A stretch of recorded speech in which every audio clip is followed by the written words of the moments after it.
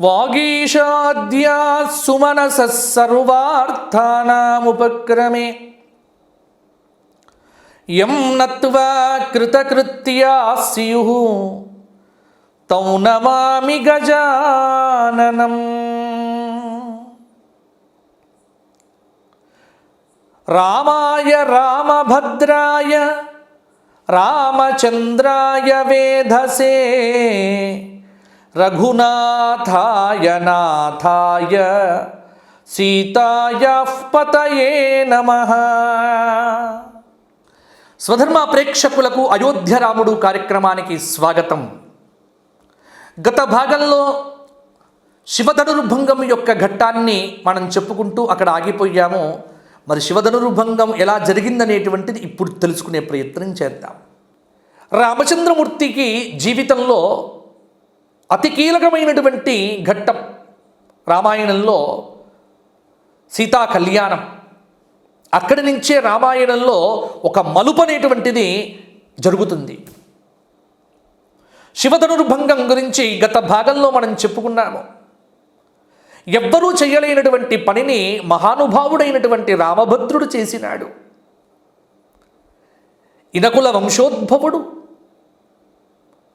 అపరిమిత అప్రమేయ అనంత తేజో పరాక్రమశాలి ఆ రామచంద్రమూర్తి ఆ శివధనస్సును పట్టుకోగానే ఇక్కడ ఇది శివ విష్ణు లీలా విలాసం.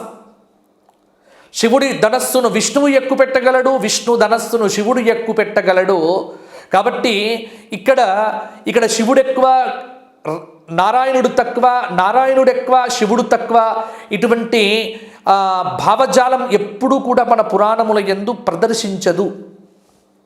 అలా ప్రదర్శించడం కూడా మంచిది కాదు. కాబట్టి దీన్ని అర్థం చేసుకోండి. రాముడు శివధనుస్సును ఎక్కువ పెడితే అల్లికత్రాడు కట్టబోతూ ఉంటే విరిగిపోయింది. అది ఇక్కడే ఒక అద్భుతమైనటువంటి మాట రాసినారు. దోర్దండద్వితయేన ఖండ పరశోః కోదండమారోపయన్ కుర్వాణశ్చ విదేహ దేశ నృపతిం తీర్ణ ప్రతిజ్ఞాభరౌ సానందౌ కుశికాత్మజేన సుదృశాం బృందేన కౌతూహలాత్ సౌవ్రీడం ప్రియయా అవలోకితముఖః రామోస్తు న శ్రేయసే, రామోస్తు న శ్రేయసే. ఒక కవీశ్వరుడు అల్లుకున్నటువంటి ఒక అద్భుతమైనటువంటి శ్లోకం అండి ఇది. భుజదండ పరాక్రమం కలిగినటువంటి రామచంద్రమూర్తి ఆ శివధనస్సును ఎత్తగానే ప్రతిజ్ఞ అనేటువంటి బరువును దించుకున్నటువంటి జనకుడు ఆనంద పరవశుడైపోయాట. అది చూస్తున్నటువంటి విశ్వామిత్రుడికి కనుల నుంచి ఆనంద భాష్పాలు కింద రాలుతున్నాయట. ఆహా, ఏమి నా భాగ్యము! భవ్య దివ్య అద్భుత సీతారామ కళ్యాణానికి అనుసంధానకర్తగా నా జీవితాన్ని నేను ధన్యం చేసుకున్నానే. ఏమి అవకాశం ఇచ్చావయ్యా దేవదేవ, పరంధామ, పరాత్పర. ఆనందపడిపోయాడండి విశ్వామిత్రుడు. కళ్ళ నిండా ఆ నీరంతా గడ్డాన్ని తడిపివేస్తున్నదట. స్త్రీ సముదాయం అంతా ఆహా చప్పట్లు కొట్టినారు. మా జగన్మాత భూజాత సకల సద్గుణోపేత సీతామాతకు చక్కని భర్త దొరికాడు కదా. అమ్మలక్కలంతా ఆనందపడిపోయారు. అలాగే ప్రియురాలైనటువంటి సీతాదేవి యొక్క ముఖము ఆ చెంపలు కానీ ఎర్రబడిపోయాయట సిగ్గుతో.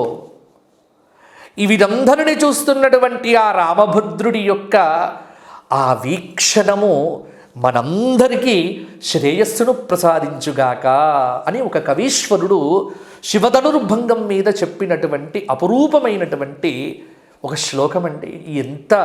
ఎంతమంది తమ జన్మను ధన్యం చేసుకున్నారో రాముడి మీద కీర్తించి రామచంద్రమూర్తి యొక్క గుణగణాలను కీర్తించి, కాబట్టి ఇక్కడ చాలా ఆనందపడిపోయాడు. కరుణశ్రీ గారు అంటారు, సిగ్గుబరువున శిరసు వంచినది సీతయు కాదు సభలో నిక్షితిపతులును. సిగ్గుబరువున శిరసు వంచినది సీతయు కాదు. సిగ్గుతో శిరస్సు దించుకున్నది సీతమ్మ అయితే, అయ్యో 16 ఏళ్ల పడుచు పిల్లవాడు మాకంటే అద్భుతమైన పని చేశాడే అని కొమ్ములు తిరిగినటువంటి మీసాలు కలిగినటువంటి రాజరాజులంతా తలలు దించుకున్నారట సిగ్గుచేత. కాబట్టి జనక మహారాజు వెంటనే రామచంద్రమూర్తి దగ్గరికి వచ్చాడు, ఆనందపడ్డాడు. చక్కగా వివాహం అనేటువంటిది జరిగింది.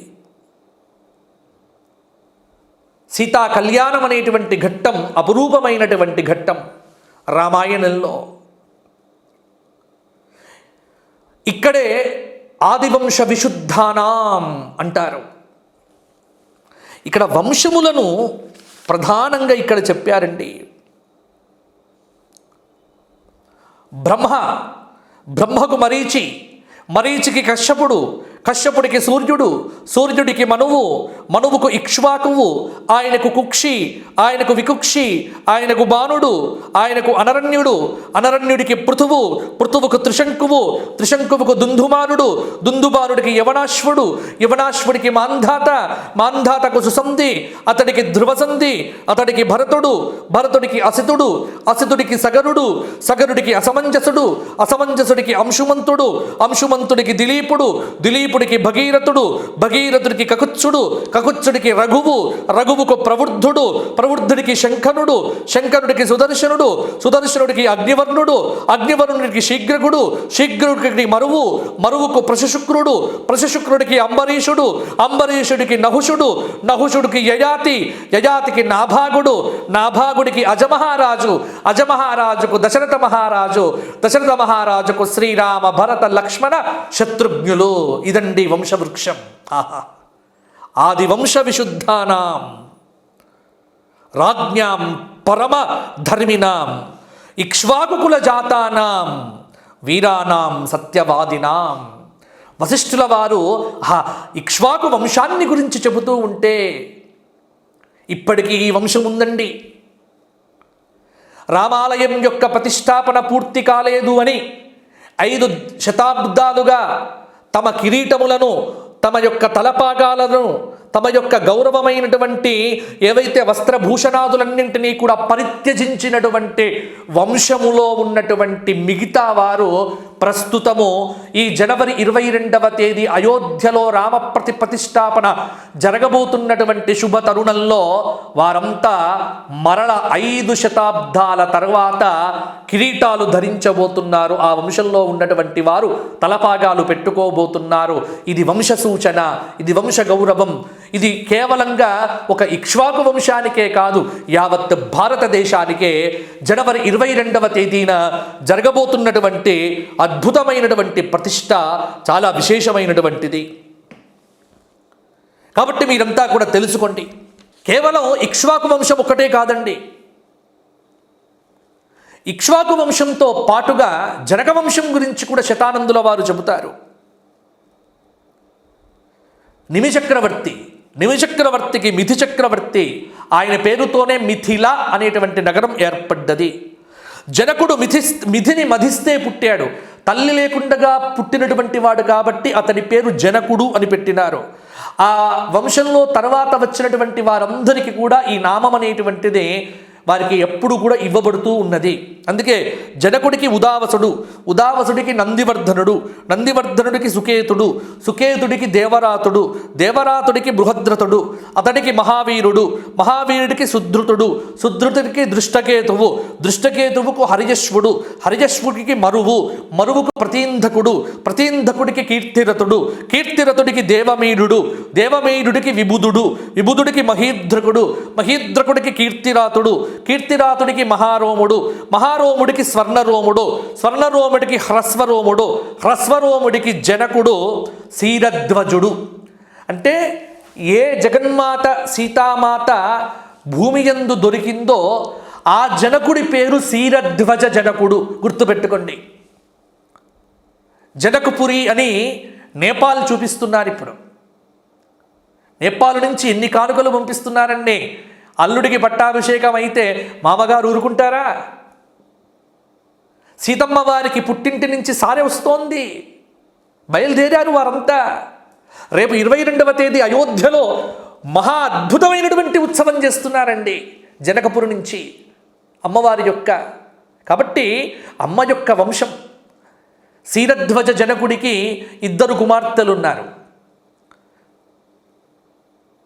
అత లోకేశ్వరీ లక్ష్మీ జనకస్య పురేస్వతః శుభక్షేత్రే హలోత్కాతే తారే చ ఉత్తర ఫల్గునే అయోనిజ పద్మకర బాలార్క శత సన్నిభ సీతా ముఖోద్భవాత్ సీత అస్యై చ నామ అకరోత్.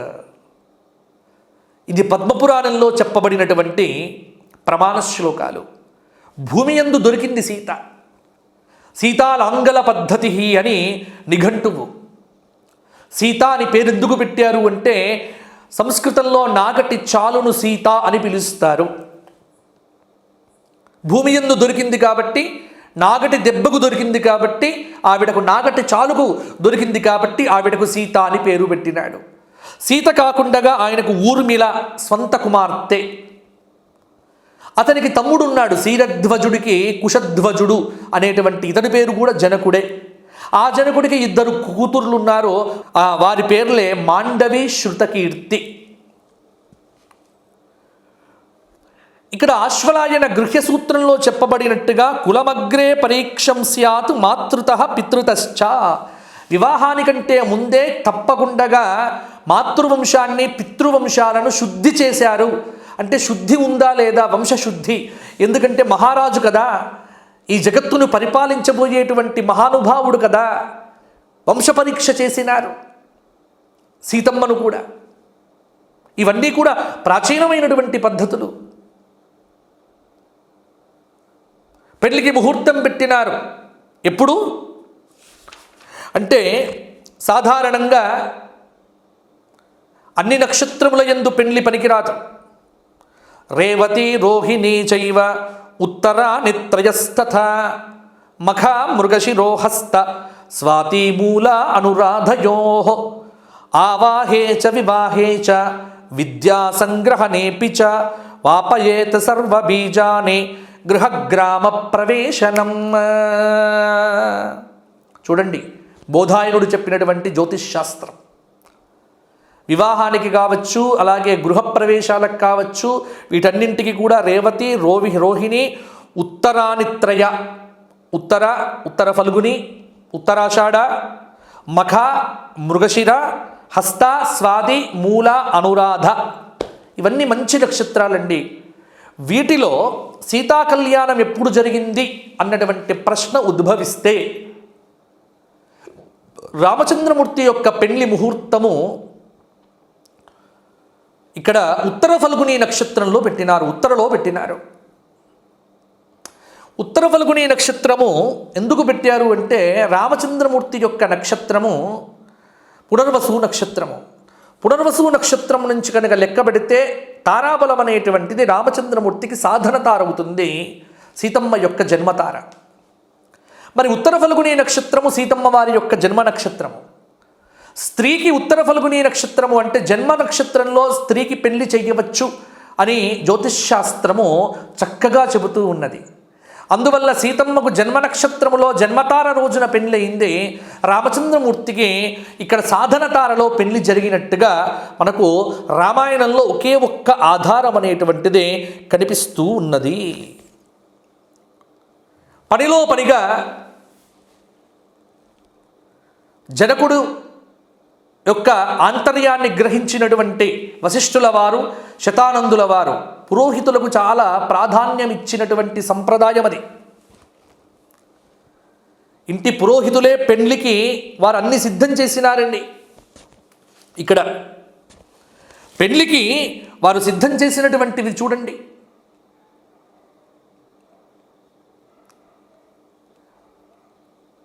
వశిష్ఠుల వారు అన్నారు, మరి రామచంద్రమూర్తి యొక్క తమ్ముడున్నాడు, భరతుడు, లక్ష్మణుడు, శత్రుఘ్నులు ముగ్గురు ఉన్నారు. కుశధ్వజుడు అన్నాడు, నా కుమార్తె అయినటువంటి మాండవిని భరతుడికి ఇస్తాను అని, శృతకీర్తిని శత్రుఘ్నుడికి ఇస్తాను, ఊర్మిలను లక్ష్మణుడికి ఇస్తాను అని శిరధ్వజనుడు చెప్పినాడు. సంబరపడిపోయాడు దశరథ మహారాజు, మహా ఆనందపడిపోయాడు. ఇంకా ఆనందం, ఇంకా ఆనందం. ఎందుకంటే కొడుకుల పెళ్ళిళ్ళు తొందరగా అవుతూ ఉంటే ఇంకేం కావాలి. మొత్తానికి పెళ్ళిళ్ళు జరిగాయి. చాలా ఆనందంగా వివాహం అనేటువంటిది. యుజం సీత మమ సుత సహధర్మచరీతవ ప్రతీచ్ఛయేనాం భద్రంతే పానిం గృహీష్వ పానినా పతివ్రత మహాభాగా ఛాయేవ అనుగతా సదా ఇత్యుక్త్వా ప్రాక్షిపత్ రాజా మంత్రపూతం జలం తదా సాధు సాధ్వితి దేవానాం ఋషీణాం వదతాం తదా. కన్యాదానం జరిగింది రామచంద్రమూర్తికి సీతమ్మతో. మంగళసూత్ర ధారణ జరిగింది సీతమ్మకు. ఈ భారతదేశం పులకరించిపోయింది. ప్రకృతంతా ఆనంద పరవశంలో మునిగిపోయారు. జగన్మోహనాకారుడు, జగదానందకారకుడైనటువంటి ఆ పరంధాముడికి జనకుడి యొక్క కూతురు ఆ సీతమ్మను ఇవ్వటం వల్ల లోకమంతా ఆనందం అనేటువంటిది పొందడం జరిగింది. సగుణ సాకార పరబ్రహ్మ స్వరూపాన్ని, శక్తి స్వరూపం పొందడం జరిగింది. సీతా కళ్యాణం జరిగిన తరువాత పరశురామ గర్భభంగము జరుగుతుంది. ఇక్కడ చూడండి,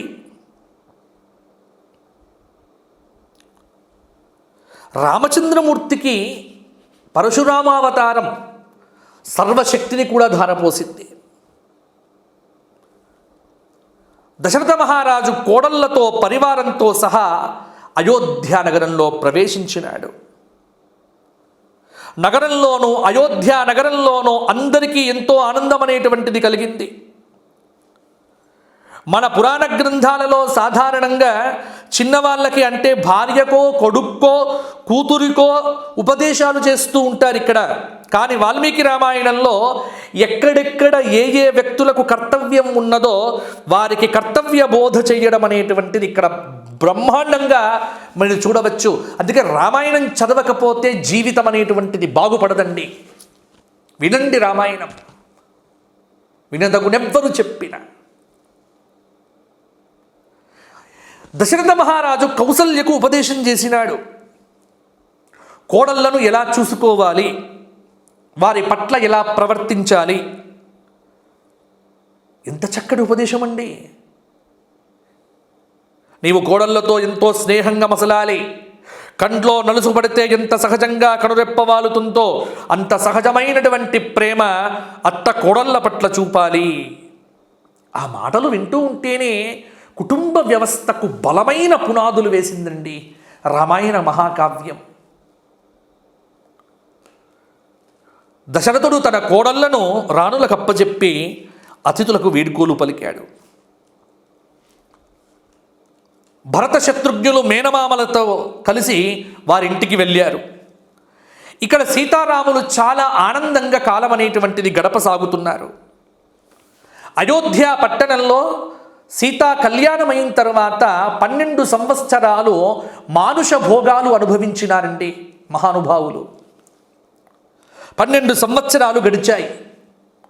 ఇక్కడ చాలామంది తెలుసుకోవలసినటువంటి అంశం ఏమిటంటే, రామచంద్రమూర్తి పెండ్లి అయిన వెంటనే అరణ్యవాసం చేసినట్టుగా రామాయణ కావ్యంలో ఎక్కడా లేదండి. సీతారామ కళ్యాణం అయిపోయిన తరువాత 12 సంవత్సరాలు ఆనందంగా అయోధ్య నగరంలోనే ఉన్నారు. ఇప్పుడు కూడా మీరు అయోధ్య నగరంలో దశరథ మహల్ ఇవన్నీ చూడవచ్చు. మరల అయోధ్య ఈ దేశాన్ని మార్చబోతోంది. అయోధ్య ఈ దేశ భవిష్యత్తును అద్భుతంగా తీర్చిదిద్దబోతోంది. చూడండి, అయోధ్యలోకి రామచంద్రమూర్తి అడుగు పెట్టడం అంటే ఇది అసాధారణమైనటువంటి అంశమండి.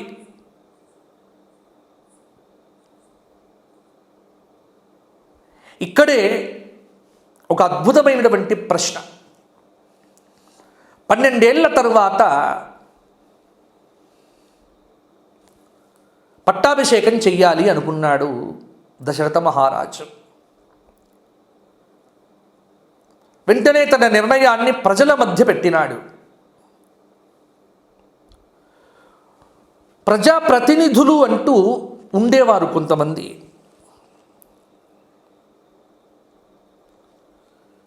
ఇక్కడ ప్రజలను ఉద్దేశించి ముందు దశరథుడు మాట్లాడుతాడు.